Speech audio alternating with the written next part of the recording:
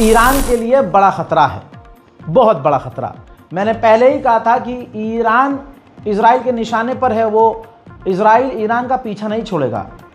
Israel ने जो top leaders हैं, यहाँ तक कि सुप्रीम लीडर, वैज्ञानिक, राष्ट्रपति और जो मेन गवर्नमेंट के लोग हैं, उनकी लिस्ट जारी की है। उसके निशाने पर कौन कैसा है, ये चंद जो उसने फोटोज़ जारी की हैं, पहले नंबर पे कौन है, दूसरे नंबर पे कौन है, कौन क्या है, सारी जानकारी उसने शेयर की है। और ये है इजराइल की किलिंग लिस्ट, इजराइल जिन्हें मारेगा और इजराइल का जो प्लान है। तो सोचिए, ईरान के सुप्रीम लीडर तक इजराइल के निशाने पर हैं। और अगली रिपोर्ट ये देखिए, जिन वैज्ञानिकों को उसने मारा सो मारा, लेकिन अभी जो वैज्ञानिक सैकड़ों की तादाद में ईरान के जिंदा और बचे हुए हैं, ईरान अभी भी रोज़ उनकी लोकेशन चेंज कर रहा है, उनको रहने नहीं दे रहा है एक जगह, क्योंकि इजराइल कभी भी उनको कत्ल कर सकता है। ये रिपोर्ट में साफ लिखा गया है, ईरान ख़तरे में है और ईरान अपने वैज्ञानिकों को रोज़ उनकी जगह चेंज करवा रहा है। कितनी मुसीबत की बात है, कितना बड़ा मसला है, आप सोच सकते हैं, ये समझ सकते हैं। लेकिन इससे एक बात क्लियर हो गई कि इजराइल और ईरान के बीच कभी भी कुछ भी हो सकता है और ईरान के लिए बहुत बड़े खतरे अभी आगे नज़र आ रहे हैं। मैंने पहले भी कहा था कि ईरान का साथ कोई नहीं देता, ईरान दूसरों का साथ दे देता है, लेकिन ईरान का साथ कोई नहीं देता। 2 साल पहले रूस से, ये देखिए रिपोर्ट, रूस से डील हुई थी ईरान की, यानी ईरान और रशिया की डील हुई थी 1.75 बिलियन डॉलर की 2023 में, ठीक शुरुआत में। और डील ये थी कि ईरान का जो शाहिद 136 और दूसरे जो मॉडल ड्रोन हैं, वो ईरान और रशिया मिलकर बनाएंगे। लेकिन नई जानकारी धोखे की कुछ इस प्रकार है कि रशिया ईरान के शाहिद 136 को और अपग्रेड करके बना रहा है, लेकिन इसमें ईरान को शामिल नहीं किया है। वो ईरान के ही ड्रोन को अपडेट करके बना रहा है, लेकिन ईरान को इसकी जानकारी नहीं दी है, न ईरान को इस ड्रोन मैन्युफैक्चरिंग में शामिल किया है। ये है रशिया ईरान के लिए। उधर ईरान ने पिछले 48 घंटे के अंदर 20 से ज़्यादा मूसाद के जासूसों को ईरान के अलग अलग स्टेट और इलाकों से गिरफ्तार किया है। और ईरान ने कहा है कि इन 20 मूसाद के जासूसों को हम पूरी दुनिया के लिए एग्जाम्पल बनाएंगे। कल अंतर्राष्ट्रीय प्राइम टाइम में मैंने बताया था कि डोनाल्ड ट्रंप ने आर्मीनिया अजरबैजान की डील करवा ली। इसमें अपना फ़ायदा कुछ इस प्रकार से उसने उठाया कि आर्मीनिया का जो जंगजोर कॉरिडोर है, उसको 99 साल के लिए किराए पर ले लिया, लीज पर ले लिया, और उसका नाम बदल दिया, ट्रंप कॉरिडोर रख दिया गया। अब मैंने कल ही कहा था कि इससे सीधा ईरान को झटका लगेगा। अब ये जब रास्ता ब्लॉक हो जाएगा तो ईरान यूरोप तक नहीं पहुंच पाएगा। अब 24 घंटे के बाद, यानी मेरे कहने के बाद, ईरान ने, आपके सामने रिपोर्ट, ईरान ने साफ तौर से कहा कि जो जंगजोर कॉरिडोर है जिसे अमेरिका ने ले लिया है, इसको हम ब्लॉक करेंगे, इसको रोकेंगे, चाहे रूस के साथ मिलकर, चाहे रूस के बिना। यानी ईरान ने भी कह दिया है कि रशिया हमारा अब मुद्दों में साथ दे या ना दे, हम अपनी लड़ाई लड़ेंगे अकेले। अब वो जंगजोर कॉरिडोर जो ईरान के लिए ज़रूरी है, वो तो अमेरिका बंद कर देगा, लिया ही उसने इसलिए है। लेकिन ईरान ने उसके जवाब में ऐलान किया है कि हम एक नया कॉरिडोर खोलेंगे, एक नया रास्ता बनाएंगे जिसका नाम हम आरास रखेंगे, आरास कॉरिडोर, जो ईरान को यूरोप से जोड़ेगा और ये नया रास्ता होगा। उधर ईरान के इलाकों में अभी भी आग लग रही है। ये देखिए, ईरान का एक एरिया है, ईरान के अंदर अंजली फ्री जोन नाम की जगह है, वहाँ पर खौफनाक आग लगी है। फिलहाल इस आग को बुझा लिया गया है और इस आग के पीछे इजराइल है। ईरान के राष्ट्रपति उस मीडिया हाउस पर पहुँचे जो जंग के दौरान, आपने वो वायरल वीडियो देखा था जहां लाइव एक महिला रिपोर्टिंग कर रही थी और उसकी बिल्डिंग पर इजराइल ने मिसाइल दागी थी, पूरी बिल्डिंग तबाह हो गई थी। ये मंजर देख लीजिए। आज ईरान के राष्ट्रपति उस बिल्डिंग, उस मीडिया हाउस पर पहुंचे और अपने तमाम हिम्मत वाले पत्रकारों से मुलाकात की है। ठीक ऐसे ही अगली तस्वीर इराक और ईरान के बॉर्डर पर मोसाद ने आग लगा दी है, जिसकी वजह से पूरे इलाके में भगदड़ मच गई। खबर यह आ रही है कि नॉर्वे के अंदर ईरान और अमेरिका की इनडायरेक्ट बातचीत होने वाली है, यानी बीच में कोई और होगा और ये आकर इनसे कहेंगे, ये जाकर उसको पैगाम देंगे। ऐसे पहले हो चुका है, फिर ईरान उससे वो बात कहेगा, फिर वो बात लेकर, पिछली बार ऐसा हुआ था कि 3 कमरे थे, एक कमरा ईरान का था, एक कमरा अमेरिका का था, बीच में मीडिएटर का रूम था। तो ईरान से पहले बात होती थी, फिर वो इनके पास जाता था, मतलब पूरा लट्टू कबूतर बना हुआ था। ऐसे ही इसी प्रोसेस से बात नॉर्वे में अमेरिका और ईरान की होने वाली है। लेबनान के 6 फौजी मारे गए हैं। ये फौजी हिजबुल्लाह के ठिकानों से हथियार हटा रहे थे, जहां विस्फोटक फट गया और 6 के 6 मारे गए। उधर अमेरिका ने अब लेबनान में अपने कार्गो जहाज यानी हथियार भेजना शुरू कर दिए हैं। अमेरिका के कार्गो जहाज हथियार लेकर लेबनान पहुंच चुके हैं। अरब ने कभी भी मुसलमानों का साथ नहीं दिया है, न ये अरब मुसलमानों का साथ देंगे। अरब वही बोलता है जो इजराइल और अमेरिका चाहता है। आपको हैरत होगी, और अगर आप सऊदी अरब और अरब देशों के फैन होंगे तो आज से अपने आप पर थूक लीजिएगा और शर्म कीजिएगा। अरब ने कहा है और अमेरिका ने साथ मिलकर कहा है, सुर से सुर मिलाकर कहा है, सुर से सुर मिला के कहा है कि हम लेबनान को जब ही दोबारा बनाएंगे जब हिजबुल्लाह हथियार डालेगा और हार मान लेगा। यह है आपका अरब। कहने के लिए इजराइल और लेबनान के बीच सीज़फायर है, लेकिन यह कैसा सीज़फायर है? इजराइल के हमले में रोज़ लेबनान के आम लोग मारे जा रहे हैं। कुछ ही देर पहले हमले में लेबनान का एक आम नागरिक मारा गया है। वो आम नागरिक था, न सेना में था न वो जासूस था, मारा गया है। लेबनान के अंदर तस्वीर देख लीजिए, लेबनान के अंदर जितने लोग हैं सब हिजबुल्लाह के समर्थक हैं। हिजबुल्लाह के सपोर्ट में जो लोग प्रदर्शन कर रहे थे, लेबनान की मिलिट्री और पुलिस मिलकर उन्हें गिरफ्तार कर रही है। बिल्कुल ऐसे ही इजराइल की फौज सीरिया के अंदर घुसी है और कई लोगों को गिरफ्तार किया है और इलाकों में तबाही मचाई है। पूरे मिडिल ईस्ट में इजराइल का आतंक जारी है, लेकिन इल्ज़ाम आपकी खामोशी की वजह से ईरान पर लगता रहा है। वहीं सीरिया के अंदर द्रूज कम्युनिटी के जो गद्दार, अपने मुल्क के गद्दार लोग हैं, वो सीरिया का झंडा तो नहीं, लेकिन सीरिया के इलाके में इजराइल का झंडा लहरा रहे हैं। आइए अब मैं आपको गाजा ले चलूँ। इस तस्वीर को देखिए। इजराइल ने खान यूनिस के इलाके में एक स्कूल पर बमबारी करके पूरे स्कूल को तबाह कर दिया। पिछले 24 घंटे में 11 और बच्चे भूख से तड़प तड़प कर मारे गए हैं। अब तक भूख से 200 से ज्यादा बच्चों की, बुजुर्गों की मौत हो चुकी है। गाजा के अंदर भूखमरी की तस्वीरें रोज इस प्रकार की आ रही है। छोटी मोटी संस्थाएं जैसे तैसे मदद बांट भी रही हैं तो वो मदद कम पड़ जा रही है। लोग अभी भी भूखे हैं। हजरात, जो आसमान से मदद अरब गिरा रहा है, ये भी लोगों के लिए मुसीबत बन रही है। यह आसमान से जो मदद गिराई जा रही थी, ये नीचे दौड़ रहे गाजा के लोग जो मदद लेना चाह रहे थे, जो मदद को हासिल करना चाह रहे थे, ये मदद पैराशूट के साथ उनके ऊपर गिरा, जिससे कईयों की मौत हो गई। यूके का हरामीपन ये है, ये तस्वीर देखिए, अब तक 300 फिलिस्तीनी प्रदर्शनकारियों को गिरफ्तार कर चुका है।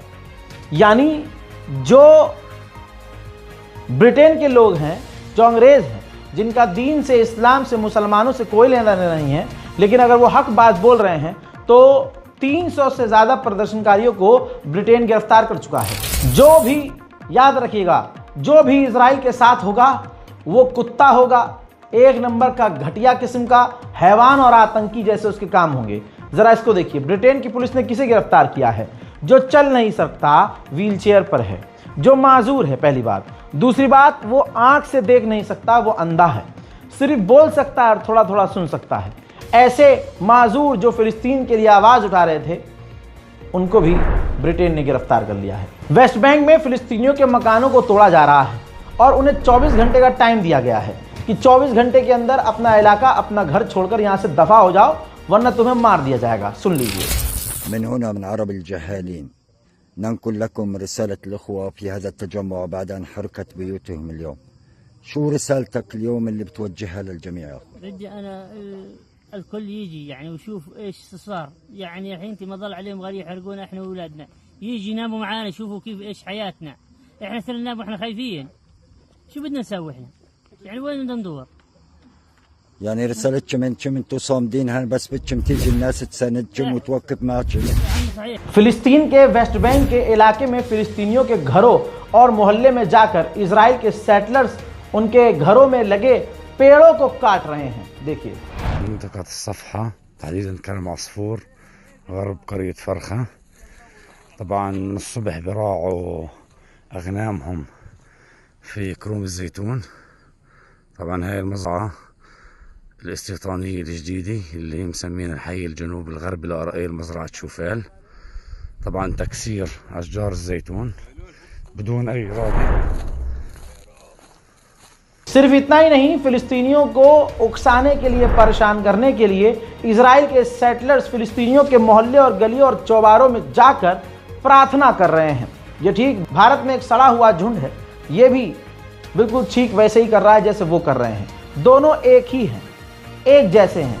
भारत में मुस्लिम समाज की मस्जिदों और मज़ारों के बाहर, इमाम बाड़ों के बाहर ऐसी चीज़ें एक ख़ास समुदाय करता है जैसे यहूदी कर रहे हैं।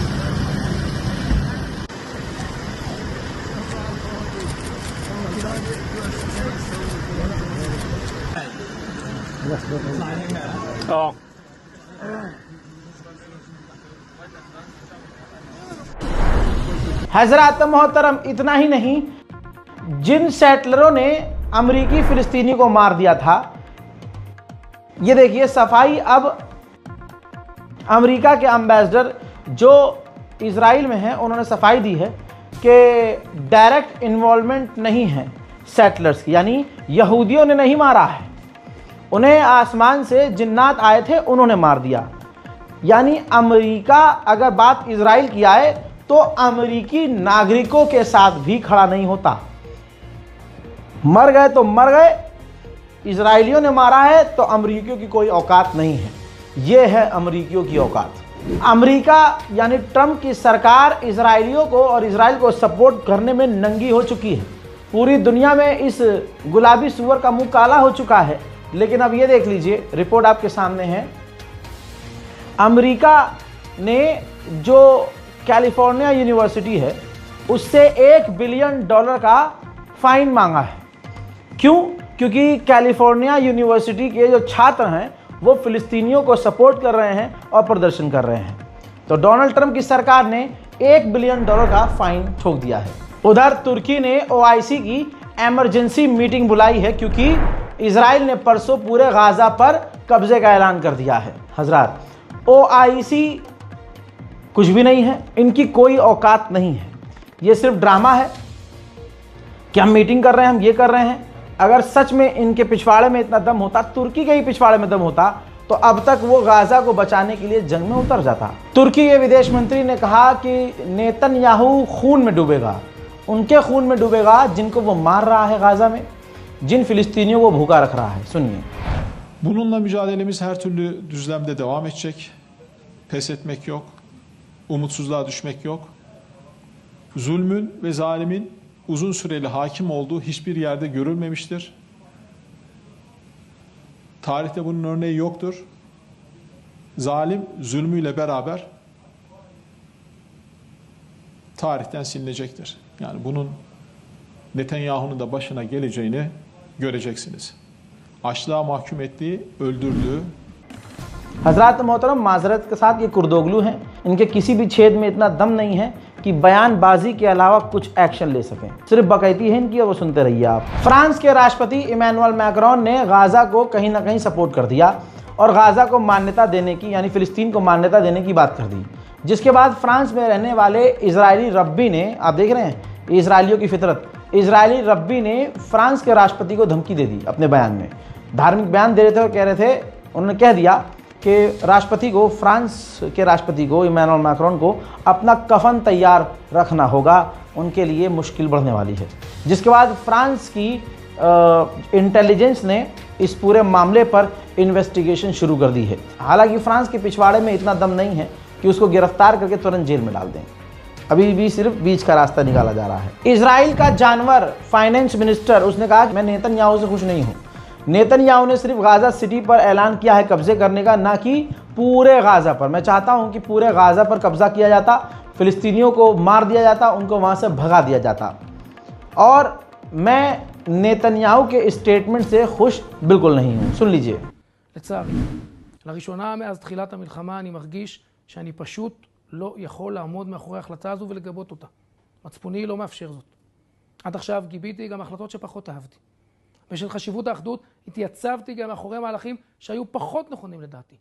נשארתי בממשלה למרות החלטות איומות כמו שחרור מחבלים רוצחים עם דם על הידיים ונסיגות כואבות משטחים שנכבשו בדמים מרובים. זאת, כל עוד הערכתי, שאנחנו חותרים להכרעה ולניצחון. איבדתי את האמון שראש הממשלה יכול ורוצה להוביל את צה"ל לשם.